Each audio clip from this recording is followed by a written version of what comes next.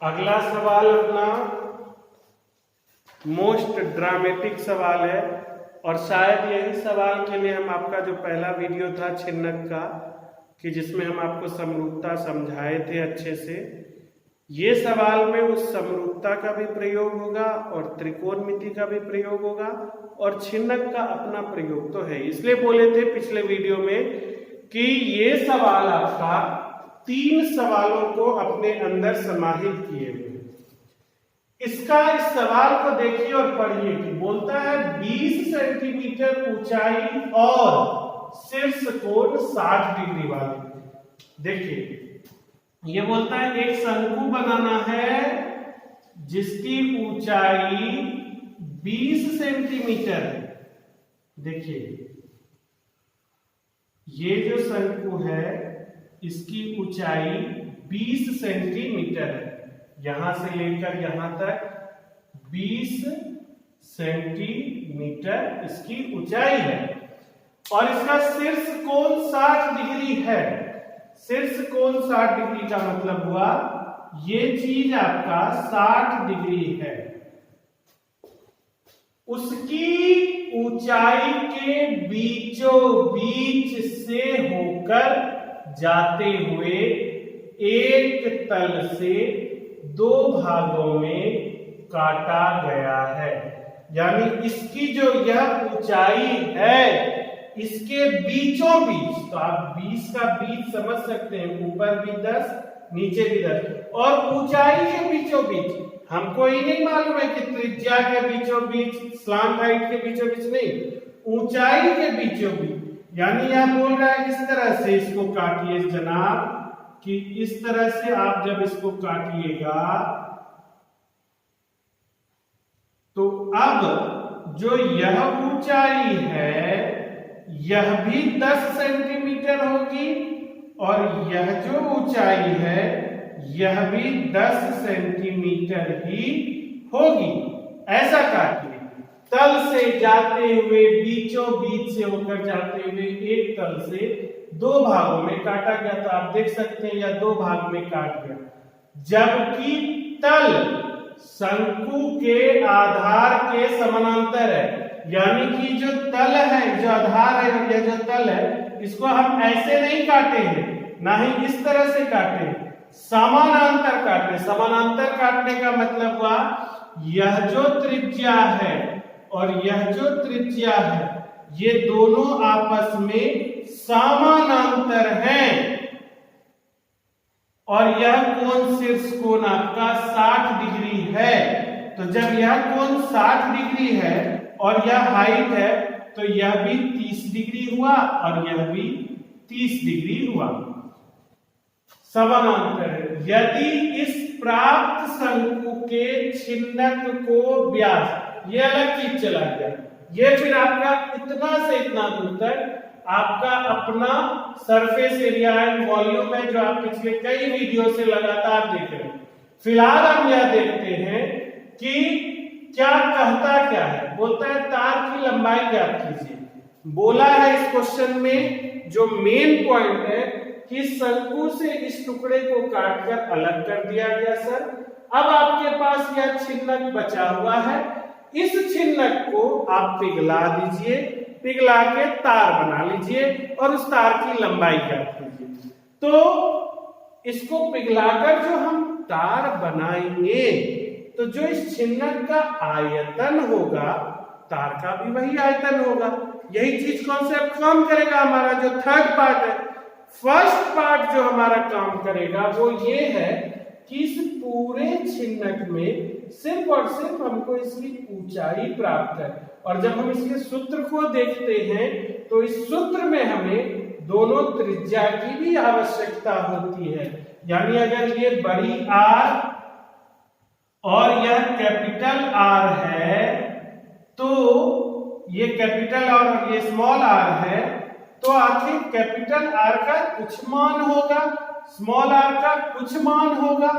ये मान आखिर हमको देगा कौन, कौन देगा?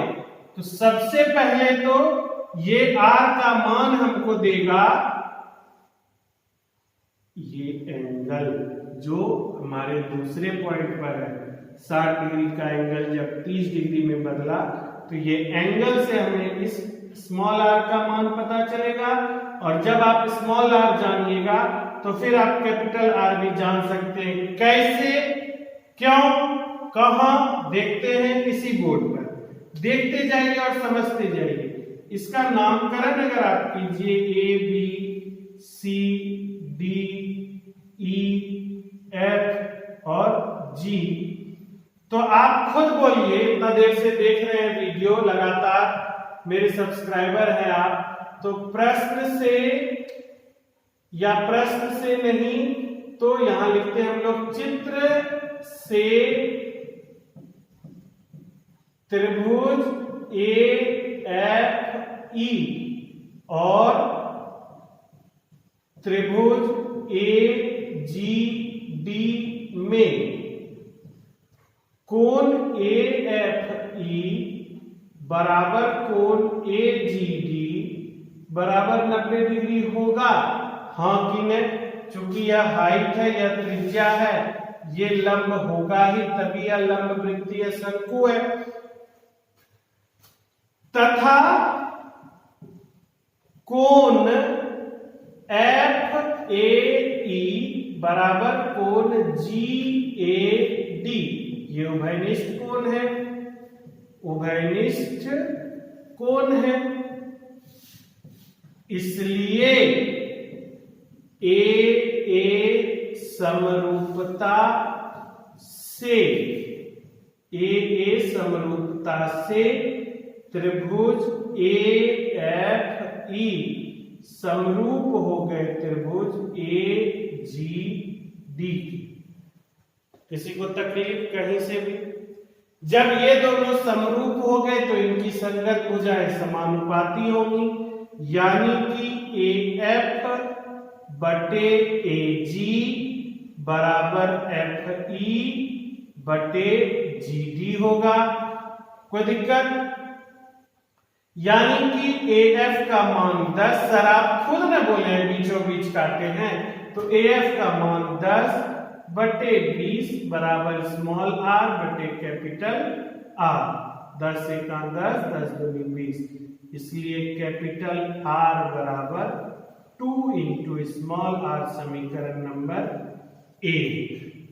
अब आइए एक पार्ट को हम लोग यूज कर लिए, एक चैप्टर अपना समरूपता वाला चैप्टर से हमको पता चल गया कि बड़ी R छोटी r का 2 गुना है, बड़ी R छोटी r का 2 गुना है। ऐसी स्थिति में तो हे भगवान, अगर आप हमको छोटी r बता दीजिए तो हम बड़ी R जान जाएंगे, या हे भगवान आप हमको बड़ी R बता दीजिए तो हम छोटी R जान जाएंगे। तो भगवान बोले कि भगवान ने कोई एक चैप्टर बनाया है त्रिकोणमिति, इस त्रिकोणमिति का प्रयोग कीजिए। कैसे प्रयोग कीजिए? तो देखिए, त्रिभुज AFE में त्रिभुज AFE, यानी देखिए यहाँ AFE, यह एक समकोण त्रिभुज है, हाँ कि नहीं? तो आंसर हाँ, समकोण त्रिभुज है।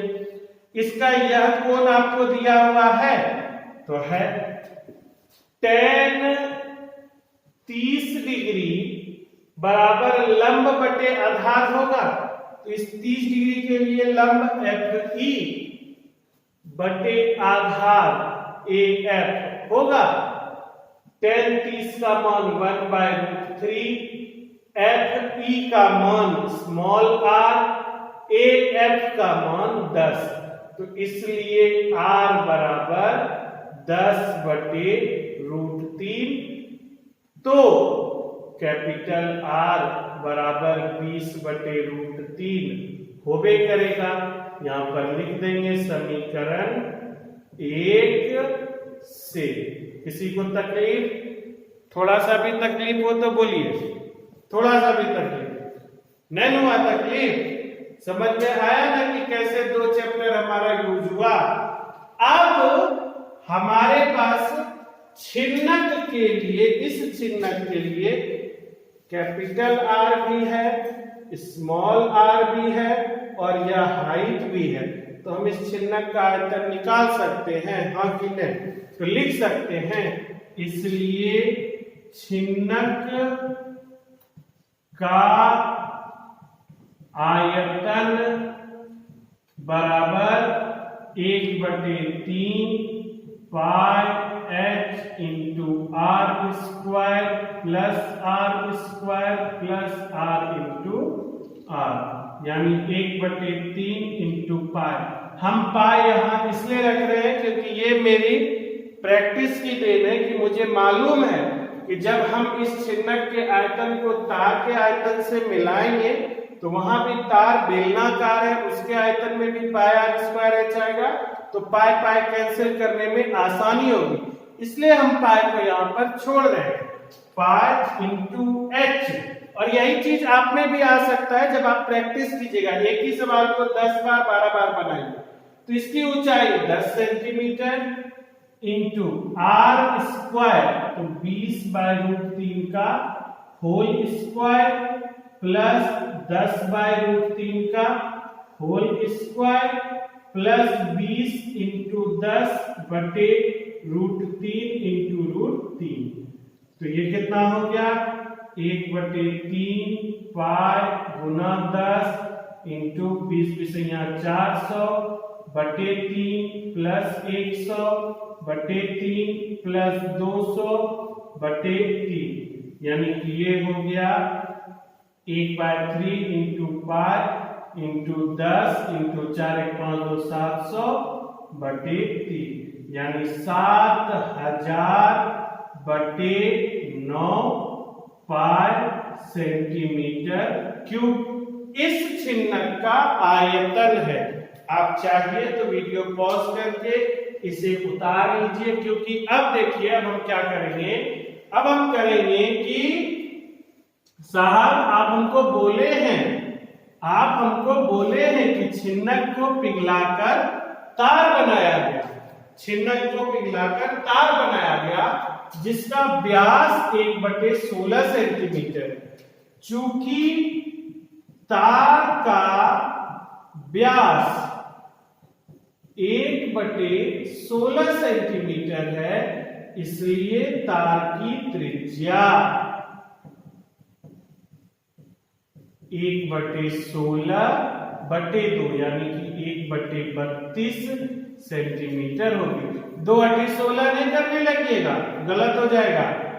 7th क्लास में ये चीज है कि इसको आप गुना करना होता है, 1/32 सेंटीमीटर, ठीक है। चूंकि छिन्नक पिघलाकर तार बनाया गया